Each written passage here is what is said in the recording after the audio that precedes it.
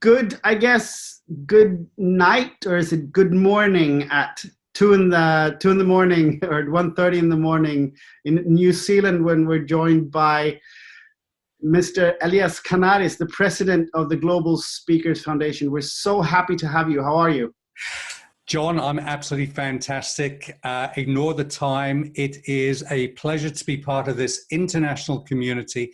And I know that we have to be flexible. The good news is people say, where do you live? And I say, I live in the future.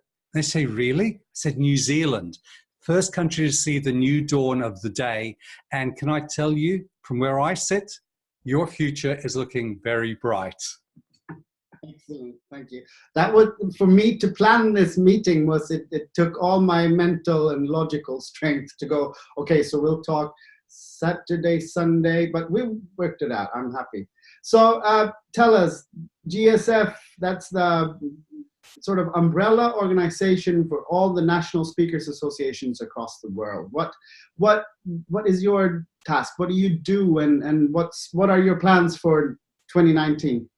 Look, a great question to kick us off with. So the Global Speakers Federation, as you've rightly pointed out, is the umbrella organization that sits on top of currently 15 professional speaking associations around the world. NSA Sweden, PSA Namibia, South Africa, all the way through to the USA, Canada, back to New Zealand and Australia. We support the leadership teams and help them to grow their associations and to add value to their members. So we work with the leadership teams like yourselves, Mia, and others in Sweden, as an example, to help you grow your business. Now, within the GSF, we've got a very simple strategy. We've got a three-tier approach, 3 pillars. The pillars are called the PGA. Now, please don't mix it up with the golf. Much as we might enjoy golf, the PGA stands for professionalism, global partnerships, and advancement. What do I mean by that? How do we help the professional speaking associations to act like professional bodies, not like clubs, and get the structure in there to become more professional? Then how do we look at global partnerships? Speakers really need to do 4 things. They need to travel, trains, planes, and automobiles. They need a venue either to deliver their presentations in or to rest and relax. They need technology, virtual or physical, to help them with their presentations. And finally, they need money, because I tell you what, without that, you have very skinny kids.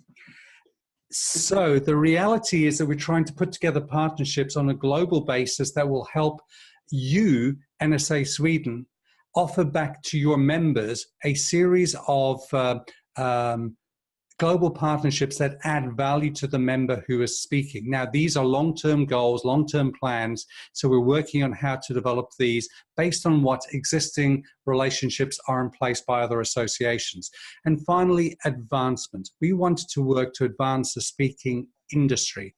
And that means that we want to educate the local market as necessary to drive change and to drive effective change. That, in a nutshell, is the GSF. Wow. For just a quick question, your thoughts on the difference between a professional body and a club? Just quickly, because that really, we're heading into a convention where we'll be talking about the future of the Swedish Association. So that was an interesting thought. Please share your thoughts on that. Yeah, it's something that I've seen happen now in a number of associations around the world where we have usually used volunteers, and that's all very well that we have volunteers who come in. But at the end of the day, apply the same professionalism to the association as you would to your business. Now, in your business, would you be blasé? Oh, I might send out a newsletter to my clients, I might not. I might have a meeting, I might not. I might charge somebody, I might not. You have connections with speakers and global and national speakers associations all over the world. What are the challenges that we face as speakers and as a speaking industry? What's happening that disrupts us from your point of view? Look, I think that the whole industry is going through massive disruption right now. If you think about thought leaders, where do you go today to find thought leaders? Used to be once upon a time you went to the Professional Speaking Association and asked them, who are your thought leaders, who's driving things forward? But today, thought leaders can be found on the TED or TEDx stage. They're the people who over 20 minutes are capturing the thoughts and influencing the people around the world with their ideas, an idea worth sharing. So that's becoming now more of our competition. But add to that things like webinars. So we're changing the model also, John, to say, how do we deliver and where do we deliver? And so we're seeing all of this. Artificial intelligence is starting to grow, and we're seeing that more and more is becoming relevant out there by the use of technology. Even virtual delivery of hologram is something that's starting to happen. But fundamentally, ask yourself one question. Are you offering a solution to a problem that your client has? And if you are offering a solution, how big is the problem? Monetize that. Because ask yourself the question, why should you be offered 10,000 krona, for example, to deliver a presentation if the problem you're solving is just a 10 krona problem? The more you can monetize the problem, the more you can justify your professional fee. Okay. So now as change is happening, and our industry is being impacted by, as you say, by all these factors, what are the national associations and the GSF role in that? You talked about professionalism, growth, and action? No. Advancement. Advancement. I was pretty close there. On a more practical scale, then what is that about? What's your role, and what's your view on the speaker communities around the world to help us monetize, as you say, perhaps, or any other help? Yeah, we have a couple of areas that we want to work on. So, for example, at the beginning of last year, back in 2018, we held the Global Speakers Summit, which was hosted here in New Zealand. In 2020, we will be hosting the 2020 Global Speakers Summit in Namibia. And this is a great opportunity for people who want to expand a business internationally or look at their professional business to say, can we get a gathering of thought leaders where we can share the best practices and use that as a learning platform for everybody?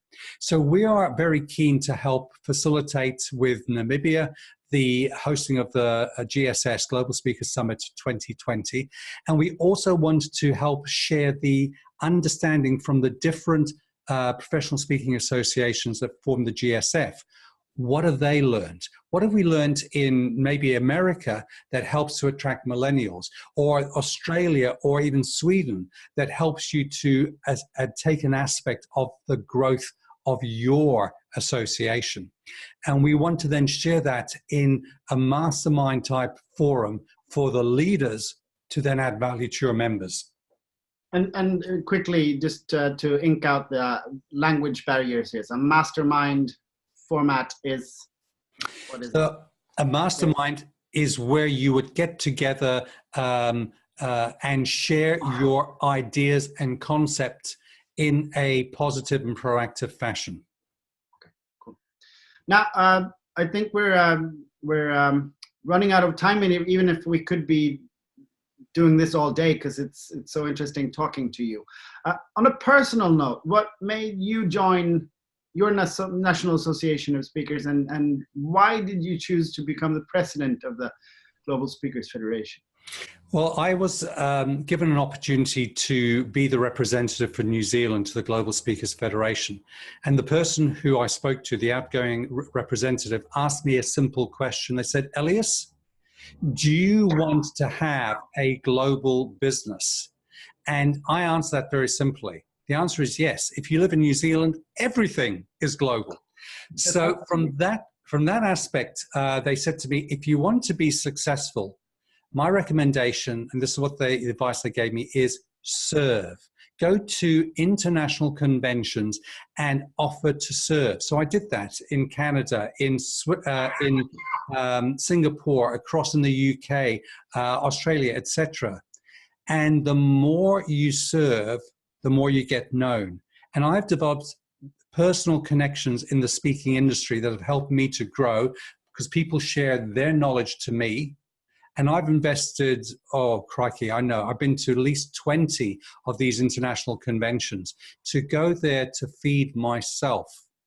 And that's been the best thing. Having offered to serve, it just progressed. And now I found myself heading up the federation.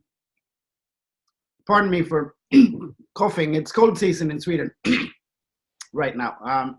So everybody at the convention will understand because everybody sounds like this in Sweden at this time of year. Finally, what would be your advice or your tips or your ideas on how to make the most out of a convention? Because we have a few new members, which we're of course very happy to welcome into the community and the family. But what would be your tips to make a great convention on an individual basis, please? Great. Two things probably. Number one is use the opportunity to network. Network as much as you can with different people and start to develop.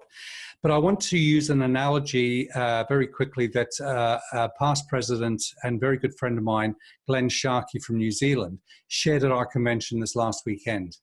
He had people up on stage and he gave them all a tool that they would use in home renovation. It might be a saw drill, it might be a electric drill, etc., etc. Now, he said, over this period of time, you will see many tools that you can use. And as he was speaking, somebody suddenly started to push their drill and made a noise. Then another person pushed, and the third and fourth, and soon they were drowning out his voice. My recommendation is find one tool and use that one tool, master it, and use it to help yourself. Don't get distracted by multiple tools. At the end of the day, you can only work effectively with one tool at a time. And that's my recommendation. Guilty as charged. Thank you. That was a perfect advice even for me. And I hope everybody else finds that useful as well. I'm sure they do.